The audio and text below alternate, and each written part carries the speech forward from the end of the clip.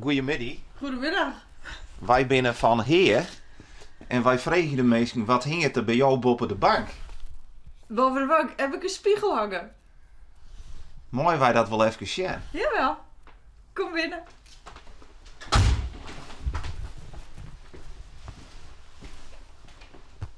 Ik heb hier mijn bank verstopt. En ik heb alleen een spiegel boven de bank hangen. En waarom heel hun spiegel zo heeg boven de bank hing je? Nou, er hing eerst wat anders, maar dat moest weg. En toen had ik 2 haken hangen en toen heb ik die maar opgehangen. Dus het heeft weinig nut, maar het maakt het huis wat groter misschien.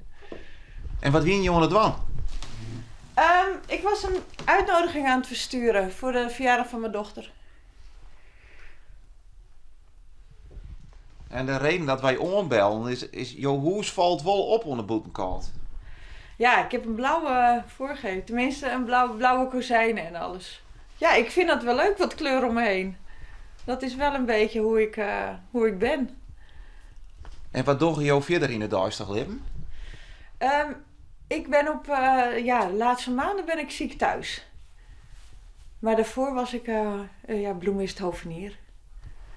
Maar ik ben nu thuis vanwege ziekte. Dus dat is een beetje een andere daginvulling nu.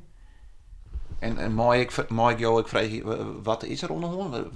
Ik heb borstkanker. Dus daarvoor word ik nu behandeld. Dus dit is een hele heftige en spannende tijd. Ja, heel onzeker. En we zien het per dag hoe het gaat. En dan zo wat. En slag het jou wat om daarmee om te gaan? Om daar je wel in te vinden? Ja, ik denk het, want je hebt ook geen keus. Dus ja, ik woon met mijn dochters hier in huis. En we gaan gewoon, we doen per stapje. We zien het. Hoe het loopt. En binnen het dan lange dagen? Of slaagt het jou wel om gewoon een leuke ding te doen? Of verschilt het per dag? Ja, het verschilt heel erg per dag. Maar de dagen komen wel om. En ik heb mijn familie om me heen die me helpen en dat soort dingen. Dus we gaan er wel door. Dat komt wel goed. Ja, en zo'n behandeling, dat is dan chemo, denk ik? Eerst operatie, toen straling en nu chemo. En dan daarna opknappen. Ja, jeetje, wat heftig. Ja, dat verwacht je misschien niet bij een blauw huis.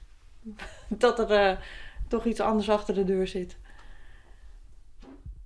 Maar slaagt het jou wel om wat kleur te houden in het leven, in zo'n fase als dit? Jawel hoor, ja. Misschien wel juist daarom. Ik weet het niet. Maar het is wel hoe ik ben en hoe ik nog doorga.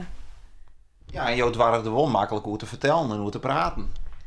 Ja, want het is zo. En ik moet er toch mee dealen en ermee zien om te gaan. Ja. Dank u wel dat we even binnenkomen mochten en we wensen je een heel soort sterkte. Dank u wel.